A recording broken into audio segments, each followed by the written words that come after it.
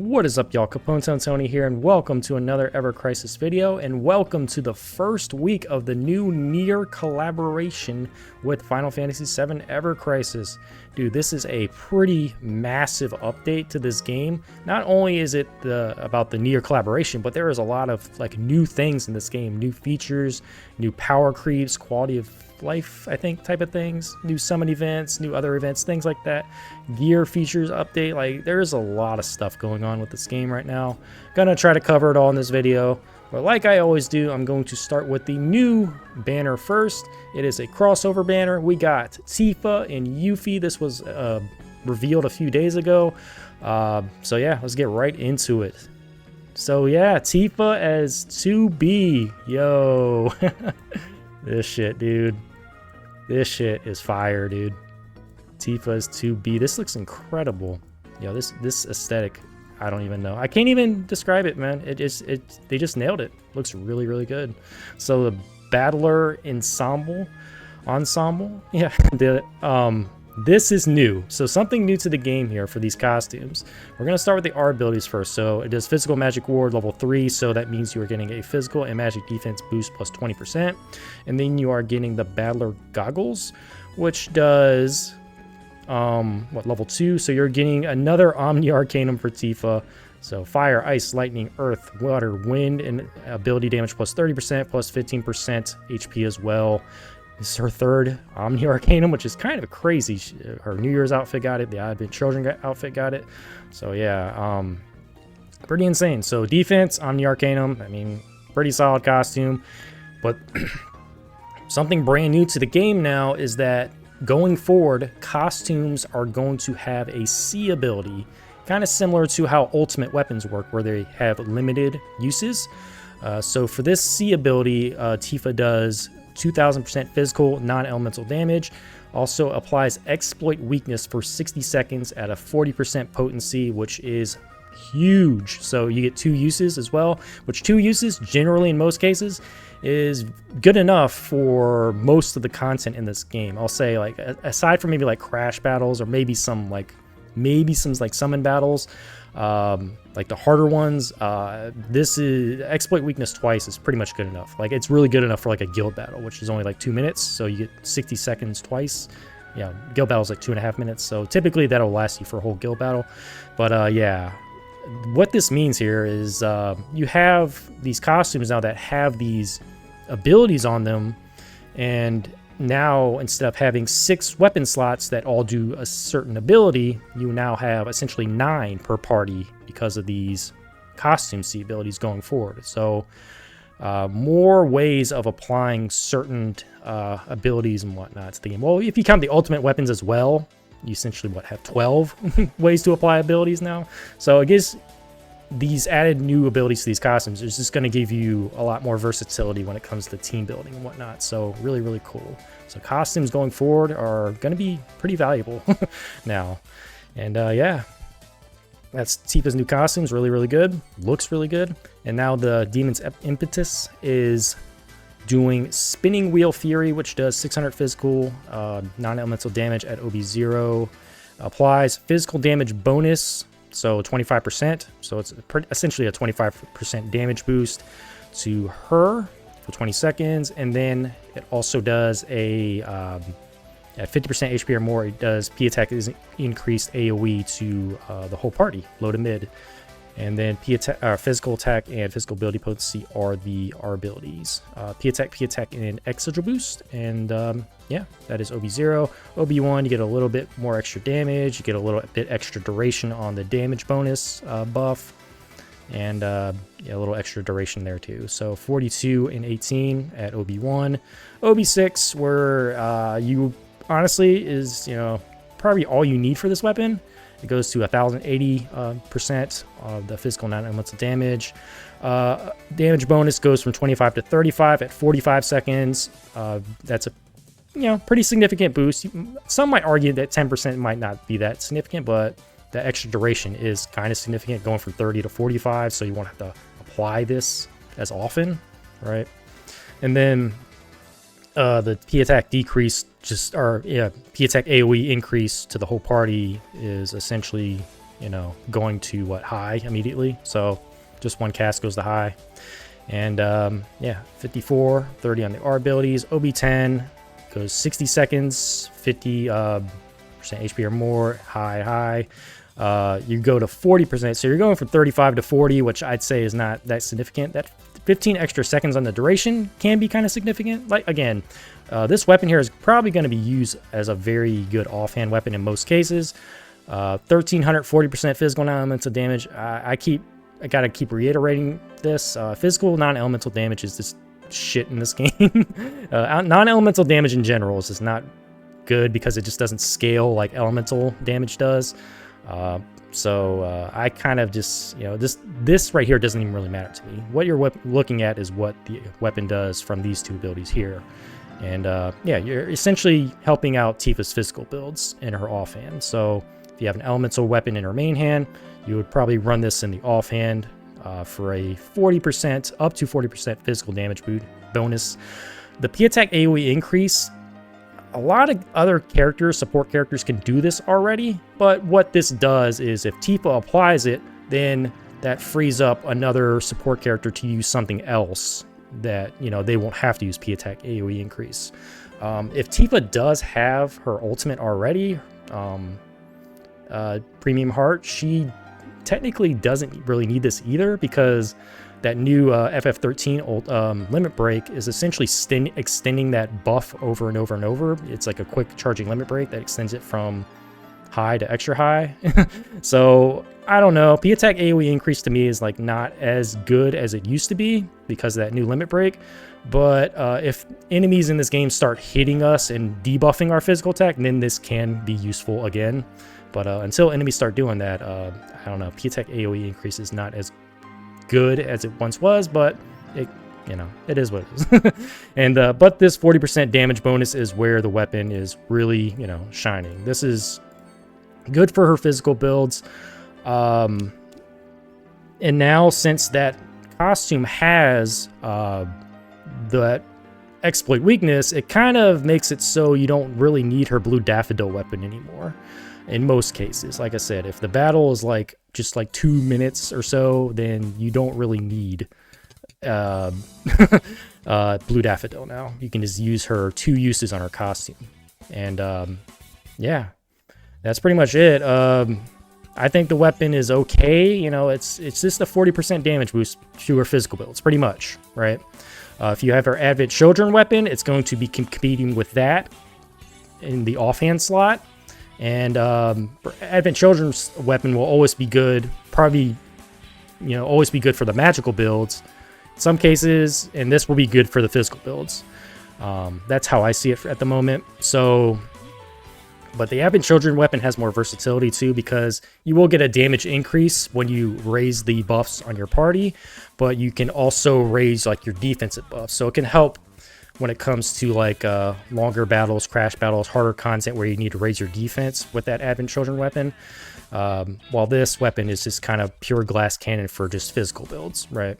So the weapon is like fine. I don't think it's anything crazy. If you have just Advent Children already, I don't think you really need to get this to a high overboost. This weapon at a low overboost, OB1 is, you know, it's usable. I don't like the 30-second duration because you're gonna have to cast this constantly. I think at 45 seconds is where it feels good. 30 seconds at 25% I feel is kind of low.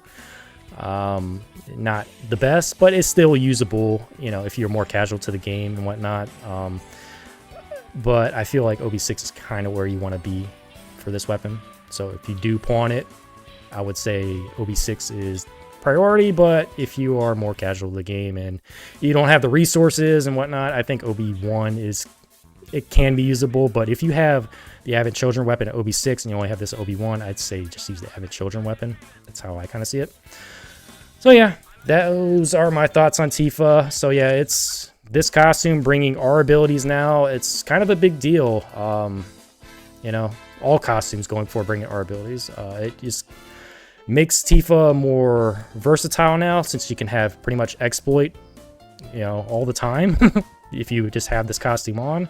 And yeah, you can essentially equip her Advent Children weapon or this new weapon in the offhand for most of her builds going forward. And yeah,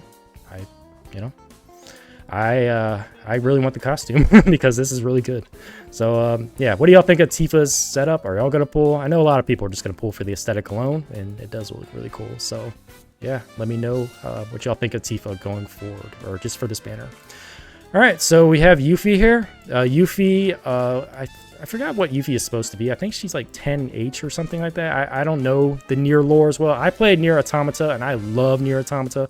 One of those games that really gave me that, like, you know, gamer depression after I finished it. That's how much I loved it. Like, NieR Automata is a fantastic game. Fantastic story, fantastic, you know, gameplay. Music is like one of the greatest soundtracks ever. Yeah, play NieR Automata if you have not played NieR Automata. But anyway, costume looks really cool in Yuffie. I do like this aesthetic as well. And yeah, Savior Ensemble. Essentially, what this does, our ability here for Yuffie, or the C ability, does applies ailment Earth weakness plus 50%, or yeah, plus 50%. Wow, for 90 seconds, and it gets 2 uses. So any enemy in the game that is not resistant to Earth, you can apply this Earth weakness. But if they already are weak to Earth, this doesn't stack. So yeah, if it's like a non-elemental battle, you can apply like this Earth weakness, for example, for plus 50% Earth. Then someone else can apply Earth resist down. And then this is perfect for Yuffie because Yuffie already has an incredible, she has 2 Earth builds essentially. So she has a physical Earth build that's kind of weaker. Her newest Earth build from the Advent Children event is the strongest magic Earth damage dealing weapon in the whole game. So yeah, really cool costume here for Yuffie. It kind of fits her role perfectly as an Earth damage dealer. The best one in the game when it comes to Magic Earth. So yeah, I do like the C ability here on Yuffie. And then we go to her costume. She's getting Boost ATK All Allies at level 3. So it is the plus 7% to both the physical magic attack. And then you are getting her first Omni-Arcanum. So Yuffie has never gotten Omni-Arcanum in this game. Tifa has 3 already. And yeah, it's at level 2. You get the HP plus 15%. Fire, Ice, Lightning, Earth, Water, Wind damage plus 30% is great. You always think the Omni-Arcanum is really, really good. So Yuffie's got her first one. That alone, I think, it makes it a good enough reason for a lot of people to pull, especially if you are like a Yuffie main. So really, really good. And now we go to the Fatum Ex Machina. I don't know how you say this shit, but so the Circling Doom does 600% physical non-elements damage. Like I said, I'm not even gonna really mention the physical non-elements of damage because it's just kind of just irrelevant these days. But what this weapon does is enfeeble to a single enemy. P attack is decreased low to mid, and it does Earth resist is decreased when you're 70% HP or more, low to mid as well. So boost attack, boost ability potency, and circle sigil boost plus 2. And then OB1, 30 seconds here, 30 seconds on that, 30 seconds on the other debuff. Now OB6, you're getting 45 seconds in enfeeble, which is great. P attack is in, well, what is that? Okay, 30 seconds of enfeeble at OB1, and then 45 seconds here. P attack is decreased, goes straight to high, and then the Earth resist decrease is also going straight high to high at OB6. So OB6 honestly is all you really need for this weapon. Like, just be fair. 54, 30 on the R abilities, boost attack and ability potency, kind of standard by the way. And yeah, 62, 42 here at OB10. 60 seconds of enfeeble, 60 seconds of P attack is decreased, and 60 seconds of the Earth resist is decreased. So the difference between OB6 and OB10 is pretty much the duration of these debuffs. And that's not really worth it. Like, OB6 is perfectly very, very good for this weapon. Even at a low overboost, I think this is fine enough. Again, the weapon itself, I don't think is anything crazy. It doesn't scream like crossover amazing weapon. Enfeeble with an elemental resist down. This is something that Sid got like a year ago. So I'm not sure how great that is nowadays. The P attack decrease is something, you know, just a little added on to that. But I think the weapon is okay. I don't think it's anything special. I think having it at a lower boost makes it still usable because you still get enfeeble, you still get the ability to apply Earth resist down and P attack at least a mid potency. And I think that's fine. So I think this is still usable at a low overboost, but OB6 is kind of all you really need on it. So yeah, if I were to prioritize one of these weapons at OB6, I'd probably prioritize more on the Tifa side, to be honest. But it just depends on who you build out and whatnot too. So if you're more of a Yuffie main, yeah, you'll probably try to at least get OB6 in this weapon. I use Tifa. She's one of my best damage dealers. You know, Tifa, Cloud, and Sephiroth are kind of like my main damage dealers in this game. The Yuffie weapon is fine. This is like just another offhand weapon though. So this is not something you would have in her main hand. A lot of cases you'll have her DPS weapon in the main hand, and then you'd have something like, you know, the rocker guitar for what, exploit weakness. And also the other weapon for exploit weakness. She had the rebirth limited weapon too, birds of prey.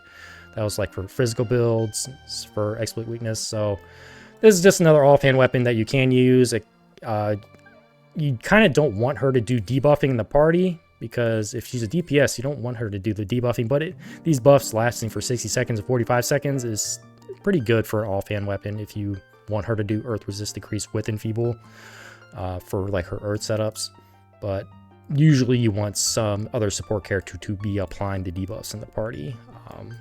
But anyway, Tifa and Yuffie, I think it's a decent first banner. The costumes are really what make it good or not, in my opinion. The costume is really good for Yuffie for her earth builds. The costume for Tifa is pretty much good for any of her builds because of having exploit weakness on that costume. Kind of frees up a weapon slot. You won't have to worry about equipping Blue Daffodil anymore on Tifa if you have this costume, essentially. And yeah, if I were to prioritize a character, I would prioritize Yuffie, or I mean Tifa, and I would put Yuffie at a low overboost and still be just fine with that. That's how I see it. But also, Aerith got a new ultimate weapon. Something we had to talk about here, the Abraxas. This thing is disgustingly good. Like, really, really good. So it does 1000% physical non-elemental, you know, whatever. And it does... stats debuffed here is increased mid. So all enemies plus for 30 seconds goes up to extra high. So any enemy that has debuffs on them, Aerith can take those debuffs up to 4 tiers.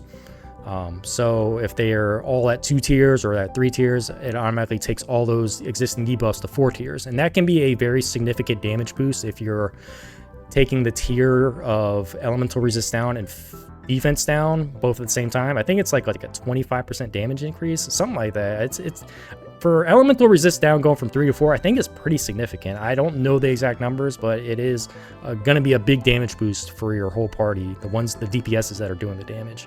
So that's big. You also get AoE haste, which is really good. 20 seconds twice in the battle, which is nice.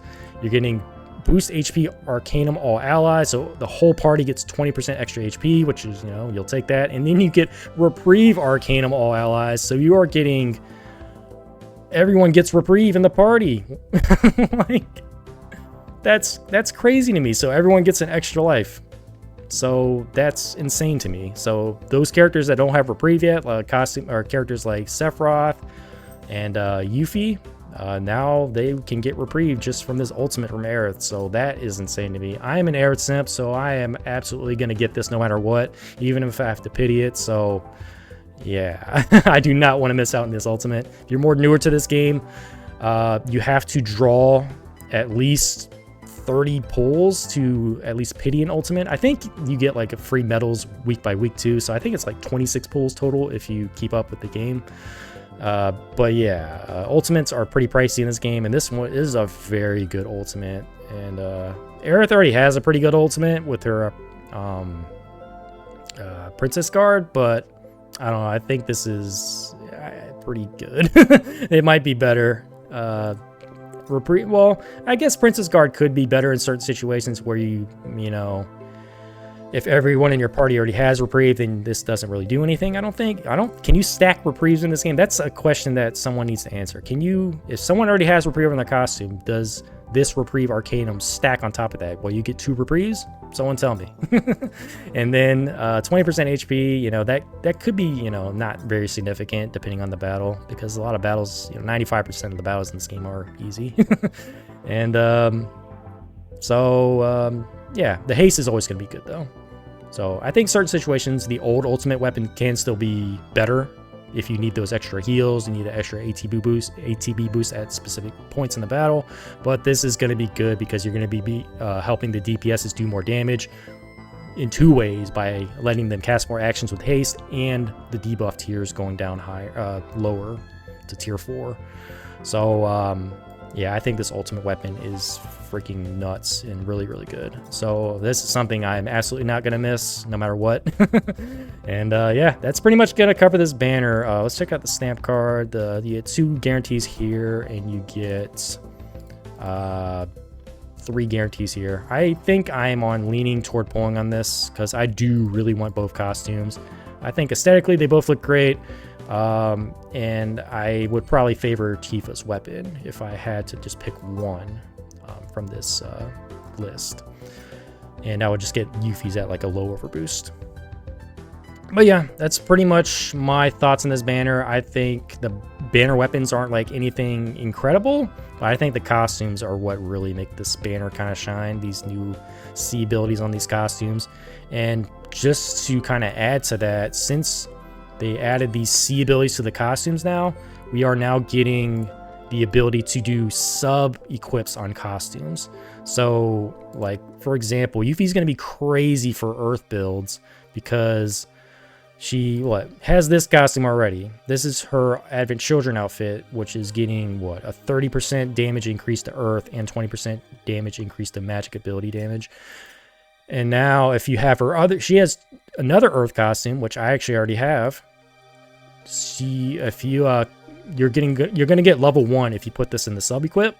So you get a 17% Earth ability damage increase if you do that. And then if you get her newest NieR costume, you're getting another damage increase for Earth. So you can just do some crazy builds here with Yuffie when it comes to her Earth setups. Tifa's has 3 Omni-Arcanums, so you can equip all 3 of them on her now. So yeah, these new sub-equips on Earth are going to really help your DPSs do more damage. It's pretty crazy. More flexibility when it comes to team building in this game. So it is a nice new addition to the game, but at the same time, it's going to make it harder to miss costumes. So since every character going forward is going to get these new C abilities in the costumes, it's going to be like hard to be like, oh damn, I need to pull on this. But yeah, it makes it harder to, the FOMO is kicking in now. But yeah, I think both these C abilities are pretty good. And I do like this new feature. So yeah, what do y'all think of this new banner? What do y'all think of the new sub abilities, the C abilities on the costumes? Let me know in the comment section below. All right, so that pretty much covers the banner. We got a lot of other shit to cover here. A lot of stuff going on. There's the crossover free 1 draw. I'm going to do all my draws right now. So I still have not gotten a single damn thing from this daily free 1 draw. From the last FF13 event, I got nothing. All blues, all purples. So let's see if I get any luck here. That's Murakami Cloud. Red 13? No! What a tease, dude.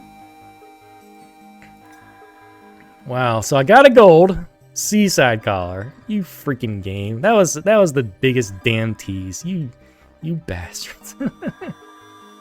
Unbelievable. Alright, here's my daily 10 draw. Got Aerith. I need the... No, I don't need that. I needed her lightning weapon, her lightning buffing weapon. Forgot the name of it, but that's the only weapon, an Aerith weapon I don't have OB10 that's featured. I think there's a step-up draw as well. 2 step-up draws. So this is the NieR step-up draw here. So let's do that.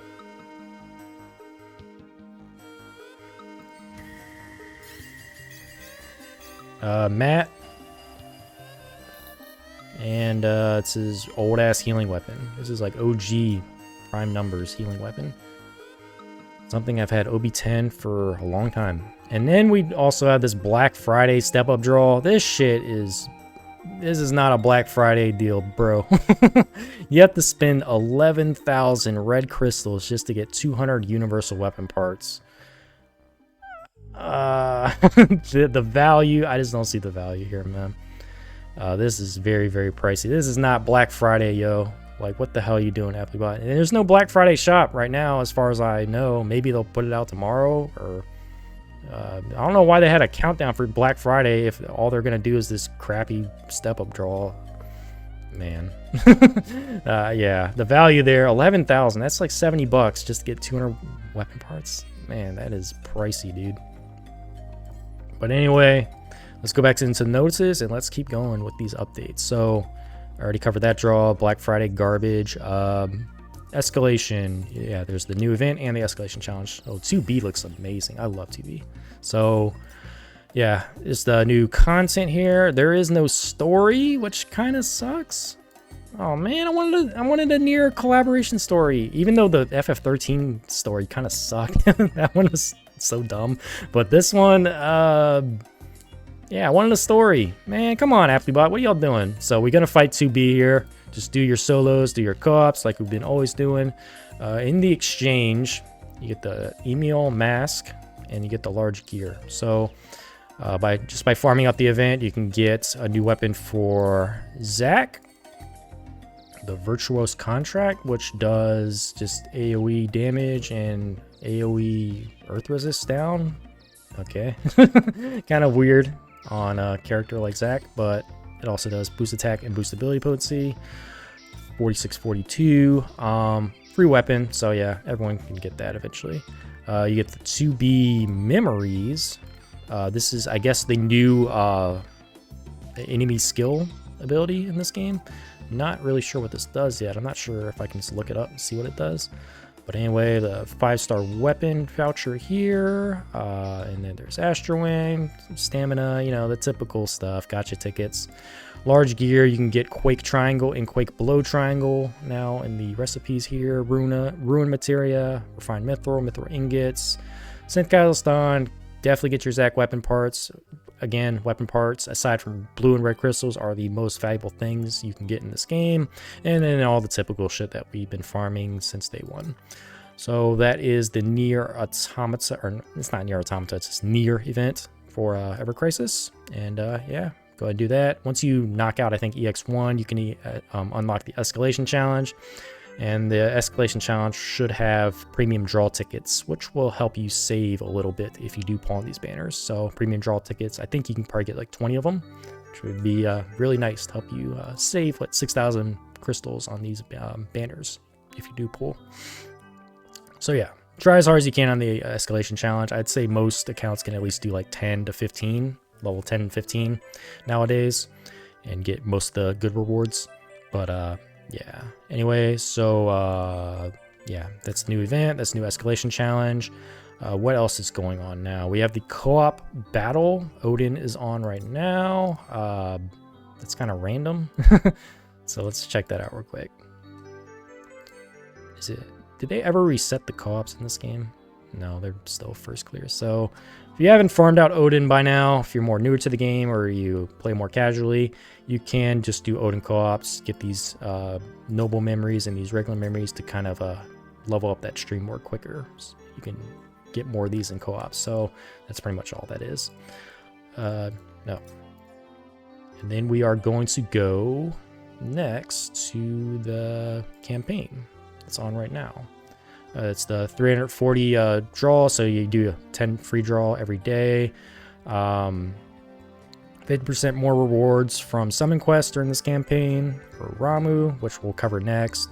Every week you'll be able to get these 750 blue crystals with the Mako gems and the the Mako gems for the new Aerith ultimate.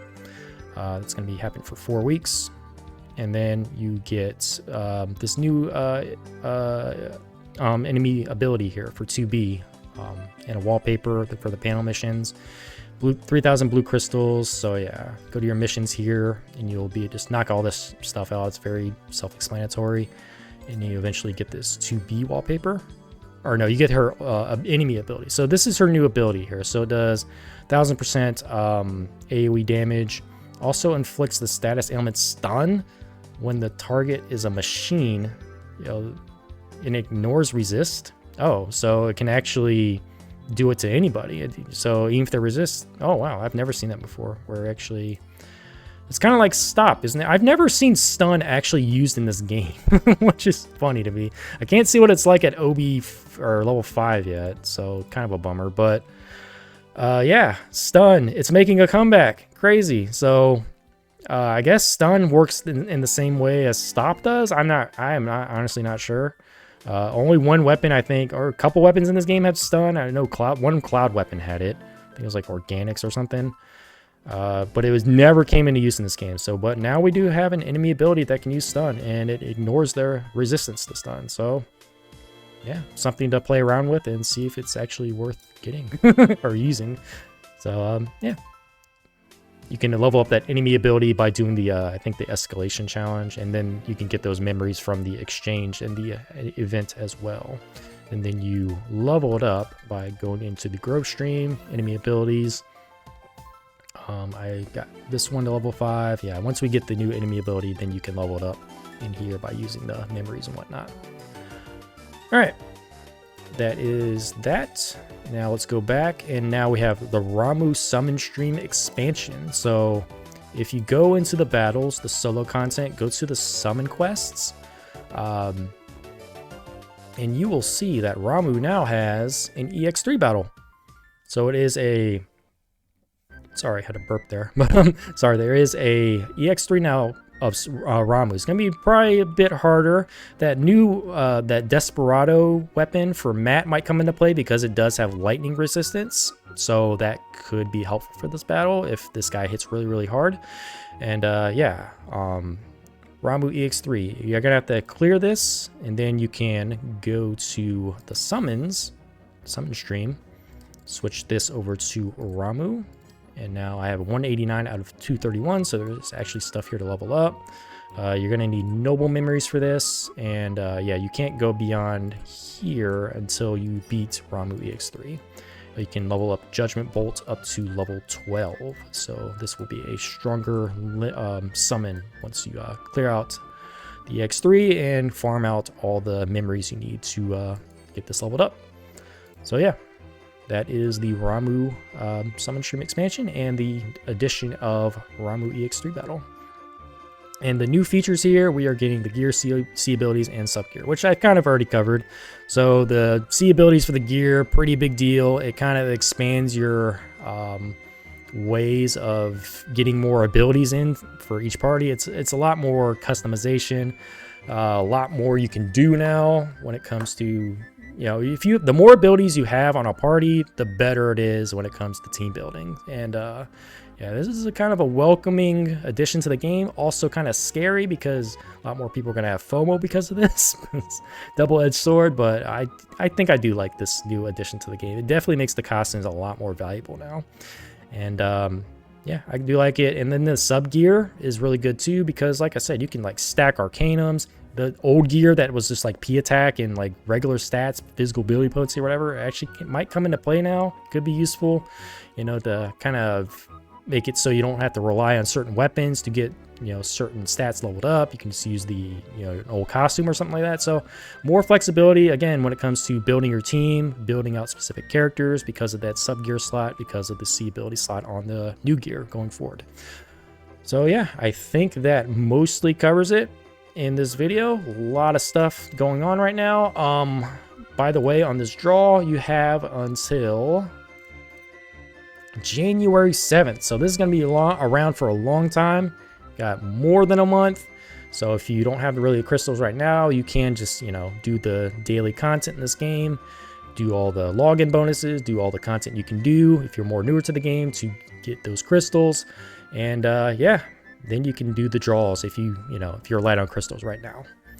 And going forward, there's probably going to be another, you know, Cloud has already been announced as 9S. If you did not see that, And, you know, Aerith and young Sephiroth, they generally get love in these crossovers. So if you want to wait and see what other characters we get in this crossover before you pull on this, that might be a wise decision, especially if you're light on crystals. So yeah, Aerith and young Sephiroth might be showing up as Cloud as well, because they always treat these 4 characters the best in this game. Yuffie also gets a lot of love in events. So yeah, these are probably the 5 most used, or 5 characters that get used the most in this game, or get treated the best in this game right at this point. Zack, he's kind of fallen off, unfortunately, for the Zack mains out there, as well as Vincent. He really gets shit anymore. So yeah, if you're a fan of the Cloud, Sephiroth, Tifa, Aerith, you're getting treated pretty well in this game. Yuffie's getting treated well as well. So yeah, like I said, if you want to wait and see what the rest of what we get in this event going forward, I'd say at least wait another week, and then you can kind of make a decision on what you really want to pull on. So yeah, that's always the best decision going forward in this game. If you're on the lighter spender side or free to play side, always wait to see like what, wait to see all the banners in the event first, kind of evaluate, and then you kind of make a decision going forward from there. But a lot of people are just fans of their, the characters they love. I love Aerith a lot, so I pull on almost, everything Aerith. And there's people that love Tifa, and everyone's going to just pull on Tifa no matter what, It is what it is. But yeah, when it comes to count progression though, and, being responsible, it's always responsible to see what we get first, through all the banners in this event. But anyway, that's just me rambling. I'm done. I'm tired. Yeah, what do y'all think of this new update? What do y'all think of the new banners? What do y'all think of the gear abilities, the sub abilities for gear? Let me know in the comment section below. If you celebrated Thanksgiving today, if you're in the States, I hope you had a wonderful Thanksgiving. I spent a lot of the day with my family, drove over to my parents' place, my other family's in town, and it was a great time. Ate a lot of food. And I passed out on the couch when I got home, and then I woke up and did this video. So, yeah. Yeah, I hope y'all had a great Thanksgiving if you do celebrate. And that is pretty much going to cover it for this Ever Crisis video. So, yeah. If y'all enjoy my Ever Crisis content, please give this video a like, comment, and subscribe. Thank you so much for watching, and I will see y'all on the next one. Later.